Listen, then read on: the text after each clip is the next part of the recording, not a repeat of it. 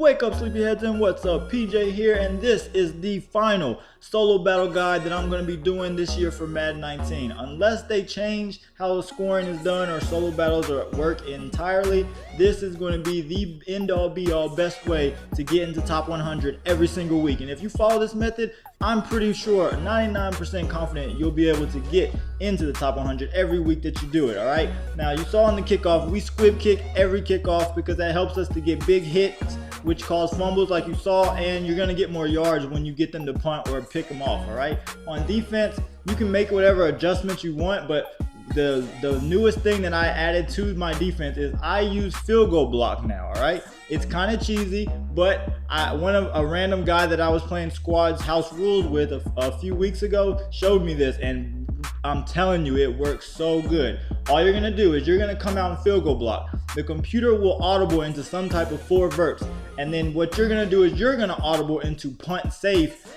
right before the receivers get set, okay? And then as you can see right here, the computer is going to snap the ball and they're just going to throw it up to one of the receivers. They're just going to chuck it up. You need to click on and then pick off the ball by pushing Y or triangle. You'll either get a user pick or a perfect time user pick every time. And that is the key in solo battles. You want user score, picks, sacks, user jukes, everything, all right? And you can just see a few clips of it happening. You don't want to do it too early.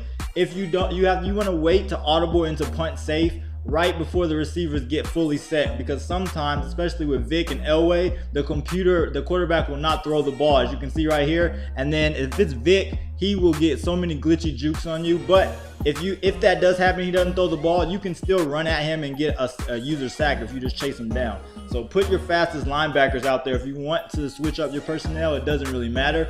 The key is to just wait to audible into punt safe right before the receivers line up and are ready to go, all right? And then you can just get all kinds of user picks for days. And how you're gonna audible is all you gotta do is push X and then move over left on the D-pad and you'll see punt safe. You pick that as soon as the receivers are almost set and you are good to go. Again, I only will run this in the first, second, and third quarters. It does not work in the fourth quarter for whatever reason. And if there's only like 10 seconds left in a quarter, it doesn't work. So don't use it for any of those times, but any other time, you can see right there, just like I said earlier, you can get user sacks even if they don't throw the ball. But the defense that I use in the fourth quarter, and if there's 10 seconds left in any quarter or they're in field goal range, I'll use my old solo battles D. So if you saw my last solo battle defense guide, you already know what this is and how to set it up. You can skip ahead. But for those of you that don't know and are new, it's the mid blitz out of nickel AA gap. All I do is I take the safety that is manned up on the running back and I will line him up right in between the linebackers in the middle of the field, okay? And as soon as the quarterback snaps the ball, you just want to fire straight through the gap that's going to come between the center and the guard. And if it doesn't open up, try to back out and just user somebody, but 9 times out of 10, you're going to have a straight shot for the quarterback and you will get tons of user sacks doing this. Another thing, if you want, you can man up the outside linebacker on the running back, so you don't even have to worry about him at all. And this also will help you to not get burnt on screens and any kind of routes, the angle routes that like right here on the screen, you're covered. You won't have to worry about giving up a huge touchdown. You don't have to do it, but it does help you to not give up big plays and lower your score. And so let's just go to offense real quick. For the first and the third quarter, I will run one play and one play only, and pretty much the whole game I like to put my ball carrier on aggressive. You don't have to, but it helps you to get more user spins and jukes, and that is key to getting a higher user skill bonus to your score, which gets you higher up on the leaderboard, and that's what we're looking for. But the one play I run in the first and third quarter is levels wide corner. All these plays are in the Panthers playbook, but any levels play will work. You just want to have a table route with your running back, and then you want to streak your tight end or the A receiver, and then if you want, you can have your B1 receiver have deep route specialist or do a route with a crosser and put him on a crosser just like you saw right there. And you're just gonna read where the defense is at. On this play, you see there's 3 guys lined up in man. So this is how I get my rushing yards. I look to the left, and if I see there's corners manned up on each of my receivers, I know 9 times out of 10 it's man coverage. You just want to wait a second after you snap it and then run through the little hole that's going to pop open between your tackle and your guard. You take off for as much yards as you want rushing the ball, if you have a scrambling quarterback. If you don't, then you're gonna have to use one of the toss plays that I showed in my old solo battle offensive guide, and that'll get you all the rushing yards you need. But if you have a scrambling quarterback, you're good.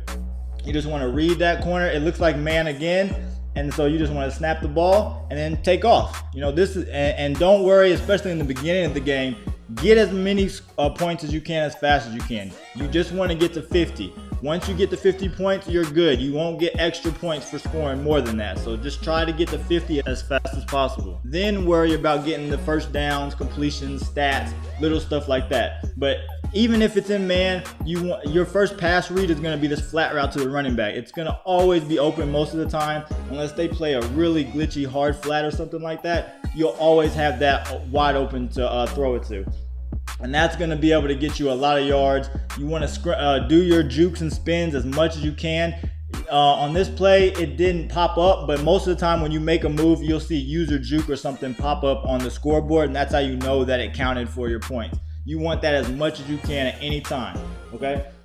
But going back to your pass reads, if they do, you want to hit your running back right off the bat at first. But if they do lock that up, then you also have the deep crosser that you're going to need a little bit of time for that. But a nice thing you can do is wait for this backside in route, and then you can playmaker him the same direction he's going in. To playmaker, just flick your right thumbstick in any direction, but you want to flick it the same direction he's running. So on this play, you want to flick it to the right. And if you notice, when he catches the ball, it says user playmaker. So you're getting a user bonus every time you playmaker. This is a really neat little tip that I like to show you guys and do all the time to get extra points.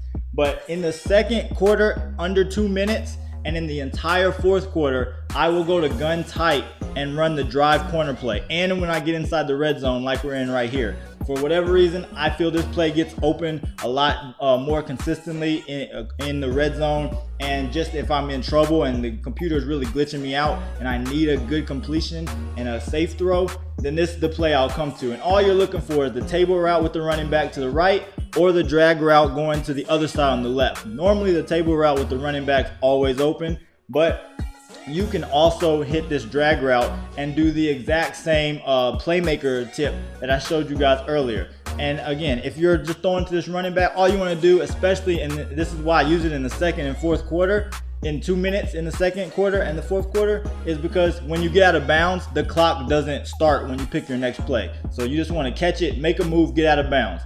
And then every other time, if that running back route is covered, you can still use a playmaker to the left, that drag route, and you get extra bonus points every time you throw it to him on those drags, every single time. And you can just see right here, and it's always going to be open. The only time that it has ever been covered is if they are in like some dime or nickel and they're playing a super aggressive hard flat. Then you'll be able to notice when it's locked up. Like right here, it's so easy to see it's locked up. Then you just hit your out route right above the drag route and you're good to go. All right. Every play in the first and the third quarter, if you do get out of bounds, you want to wait to pick your next play until the play clock says 20 seconds on the clock. That's another little tip I wanted to get in real quick. Don't pick your plays until there's 20 seconds left on the play clock, or else you're going to waste like 4 or 5 seconds. Just trust me on that. But on every 2-point conversion, I just run a toss play. This I-form wing is the best one I find in my playbook, but if you have something that you like to use, go ahead and use that, and the computer can't stop that toss play in the red zone. So do that on every 2-point conversion just to help you get to 50 points a little bit faster.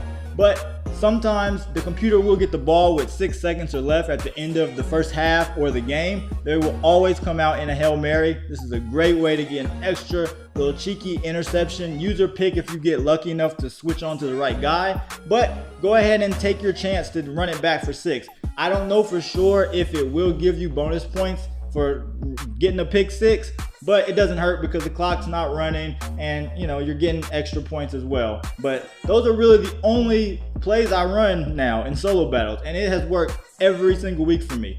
These are kind of the stats I'm looking for. 300 yards of rushing and passing, at least 25 first downs. I want to get at least 30 completions as well. And then you're going to see scores like this. If you have a difficulty bonus BTS, you see it's 13,000. You want somewhere 13,000 or higher. And then that's going to give you 26,000 points or more every single game. And 26,100 is about that's about the score that you're gonna get or need every week, each game, to get into the top 5 or 10. Based on my experience, if you're getting 26,100 or around 26,000 or more every game, you're going to be in the top 10, definitely the top 20. Now again, they might change how scoring works going forward. I doubt it. I doubt they're going to patch solo battles anytime soon, but this method has gotten me in top 100, actually like top 25 every week since I've been doing it like this, guys. So I hope this helps you guys out. Go ahead and try it out for yourself. Let me know if you have any questions or something's not working for you, and I will do my best to help you guys to get in the top 100, get these easy solo battle rewards, and have more fun with the game while we still got it onto Madden 20. But until the next time, guys, keep grinding, stay shining. Peace.